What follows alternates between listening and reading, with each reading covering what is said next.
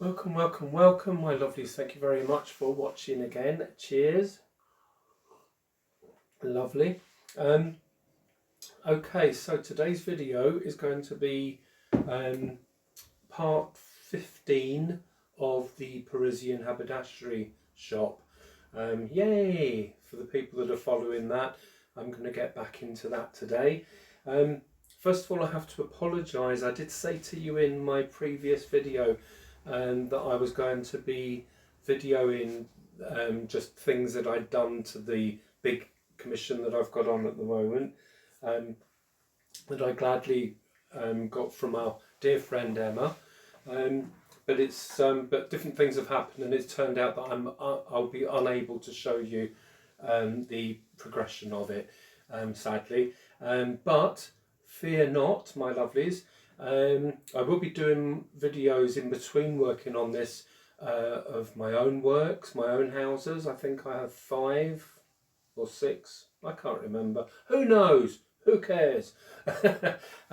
So yes, I will be doing videos in between doing work for this house, just to show you different things that I'm doing privately. And although I can't show you, or unable to show you the what I do to the rooms here on this house, I'm sure it will be lovely when finished, but I can't show you. But the good news is that I have a surprise to show you at some point in the video. You know I don't work my videos out before I switch the play button on. I just start talking. So I could show you part way through of what I'm doing here, or I might wait till nearer the end of the video. But I will show you a really nice surprise that will make up for, hopefully it will make up for not being able to show this house. So we're going to get on. I'm going to take off from the where we left on part 13 and show you what I've done and what we're going to do today. This is to the basement of the French Parisian shop. Amelie, as the people that are following me know already, that's the lady that owns and lives and works in the shop. Amelie came to me, as she always does, in the middle of the night and woke me up this time because I was actually asleep. I think it was about 3 o'clock one morning, and wanted to get on and talk about her kitchen, because she was fed up of it being partly done. So she went through a load of things with me in my head. I argued a bit, I agreed a bit, and in the end we decided to do what we're doing. So instead of doing the walls all the same colour, I am now, as you can probably guess or probably see, I am starting to change things in it, and I'm going to add quite a bit more to the actual walls as I had previously planned in the beginning. So it's a lot extra work, but it's going to look a lot extra at the end of it. So we're going to get on with this. I may have to move the cameras around so you can see things better. I'll see how that goes, and I'll tell you what I'm in the middle of doing, and we'll do that. And then I say at the end or sometime during it, I will show you my surprise that I can't wait to show you. Yay! Let's get on with it. Right, now guys, before I carry on and put doors and walls in, I just wanted you to see that I have decided, instead of a tiled terracotta tiles, which would have been similar to the ones in the pantry but bigger, I wanted more of a contrast. So I've done a wooden floor in here. It's just a nice thick paper. It has a very slight sheen on it when it catches the light, as you can see going out the door there. So it looks like sort of polished floorboards. It's very nice.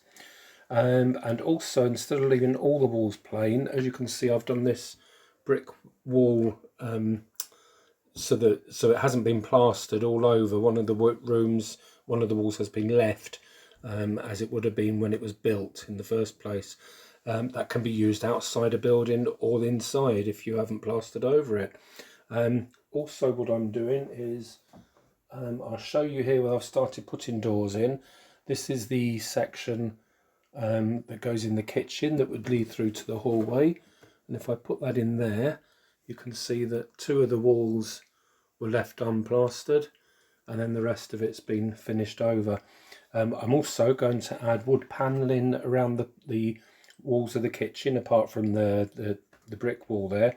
and probably panelling to match in the scullery area as well. But also, before I glue this in place, and this door squeaks, which is quite good to have in an old house, and I've left it like that instead of sanding it at the top to stop it squeaking. I thought that'd be quite nice. But looking through there, I want a door on that back wall, so it looks gives you the impression that it goes through into stairwells, which would then come up into the main part of the shop and the rest of the house.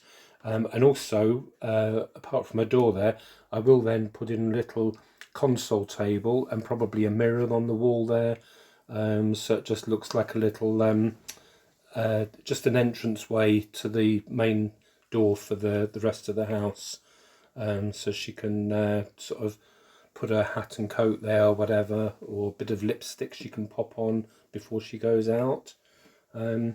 We'll see. So anyway, I'm going to finish putting the doors in to the building, and the wall here for the scullery, that can go in, even though I will probably be adding shelving inside. I can do that from the top before the roof goes on, or the ceiling. And I'll put the original windows back in and the back door as well, so we can see all of that fitted out before I start putting in the wall panelling. Okay, so here we have that's the old doors back in again. The doors are slightly different colours on the inside of the house. That's the outside of the house with a dark wood, very dark wood door and windows. And then when you come into the house here, the doors are just a sort of red mahogany, and I've done the doorway through there, so it looks like it goes into the rest of the house. And as I said, I'll put a console table there and a mirror or whatever. And then we have these doors. I've just put a sort of beaten up bit of wood there and stained it along the top, just as a little detail there. Maybe you can see it better on this side, just to make it sort of old, sort of farmhousey looking. Oh, sorry about the light going. It's very sunny outside today, and the sun is coming in from this direction. So, and there's the door to the pantry and the other outside window, which I like windows on the sides of buildings. They let lots more light in. So that's the rooms in so far. I think I'm going to do the skirting boards, or the baseboards, and the wood panelling next, to fit that to the walls. And I'm still considering whether to do it in this other room, so it all blends in together or not. Haven't decided yet. Who knows? Who cares? Right. Excuse me, folks. Right, now I'm just preparing to put the panelling in this kitchen, and I'm using my little trick that I showed you in a previous video just recently, about making the panelling show up a bit more on the flooring that I'm using. If I show you again, that's the up from there to there, that's the flooring as you buy it, and then from there down to there, that's after I've sanded the edges, so you can actually see the panelling much better than the first one. When I painted it before, it just looked like a solid piece of wood. It didn't really look like panelling, but there it did. And I just like showing people that, because I'm really chuffed when I actually think up a tip that I haven't got from many of the other thousands of videos of lovely people giving tips. This is a Richard tip. And just in case you haven't seen the video before, I'm keeping the flooring, I've just cut it to the height that I want. I'm keeping the backing on at the moment to keep it all together, and then all I'm doing is just folding each piece down like so, and then I'm just chamfering the edges of each one. But when you just sit quietly on your own, you do it quickly, that's all it needs, and then you just flip the next one down. And when you get into a roll doing it and you're not chatting away and you're just on your own, you can do it quite quickly. So I'm going to get on and paint this. I have a little more strip of this to do, just for the bits around the side there, and then I'm going to work out what I'm going to do for this room here. Okay, so let's get some of it done so I can show you what it looks like. Right, so I've just decided to put some brown stained skirting boards around the base there. So it's just the scullery area, so I'm not going to put wood panelling round.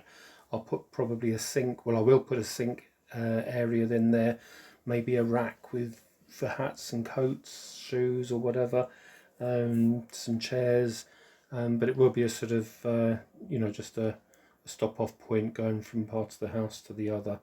And here we have the better dressed room, which is the finished kitchen. So I hope you like what I've done. I've just put a small sort of dado rail along the top there, just to finish off the edges there. And then that goes through to the rest of the house, through that door there, and out into the back garden. Hurrah! So the next thing to do will be to start dressing the room. Okay folks, so I just thought I would stop work for a moment and take you into the conservatory and show you the something special that I mentioned earlier on in the video. So let's go and see what it is. Yay! If we just come out of the workshop first of all and come down into the garden, we will get a quick glimpse of Nigel having a sleep. Hello baby boy. Here he is. Sorry about the shade folks, or the light, but I might just having a little sleep there. Eh? Oh baby, oh, he's too tired to even meow, but he did give me a paw, so that's quite nice. There we are, darling. Oh, he's holding on to my hand. Right, let's go and see what's inside. So, as I was saying, I have shown you this house before. This is the Grosvenor house, which was the house that I was going to use for my Versailles house, in inverted commas, or Versailles style house. But since receiving the commission that I'm working on at the moment, which is part of the Ashcroft Hall, I looked at it on images and fell in love with it, and cut a long story short, I managed to find one that somebody else had started. So, da-da! I can't get back far enough in the conservatory to show you guys.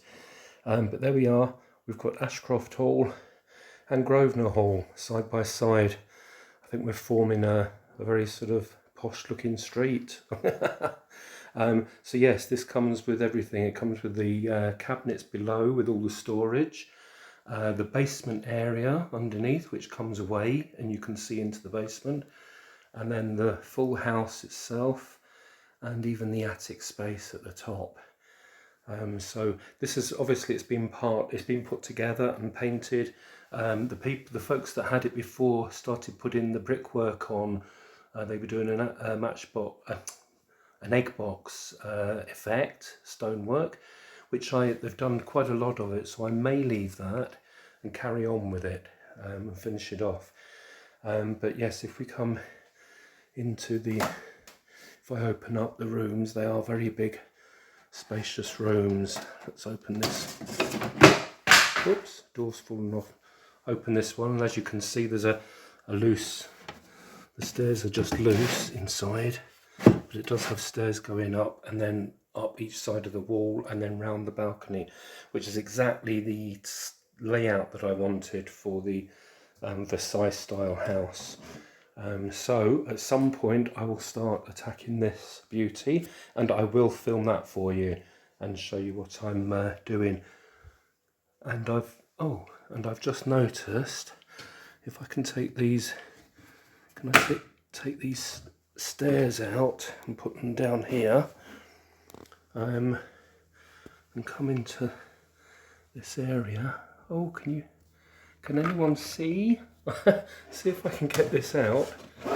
Oh, and show you. 1 minute, I have to pause the video. Okay folks, I've taken the street area away, but if we can pull one of the basement sections apart, here we have Baby Georgie. Yay, Georgie, little baby. He's sleeping in one of the... Oh, yawn. He's sleeping in one of the rooms because he's out of the sun here. It's in the shade. Aren't you? Hey, he's a baby. There he is. Oh, look at that tummy. Hey. Say hello to the folks. There, baby. Hey. Oh, bless his little heart. So he looked big in the video there, but he's actually... Oh, about the size of my hand, slightly bigger than my hand. Bless him. I'm going to put the doors back on again. The other day we saw him. He just appeared from one of the windows up higher, and he was just running through the house. He's running through all the doorways from room to room. So he just pops out of a window here and there, and disappears again. So there we are. Oh, there he is. Oh, bless him. There he is. Hey, Georgie. There, okay, my lovelies. I hope you've enjoyed watching my progress with the Parisian Haberdashery shop stroke house. And I'm sure that Emily will be very pleased with her kitchen now it's finished. It is what she asked for. So I hope she likes it.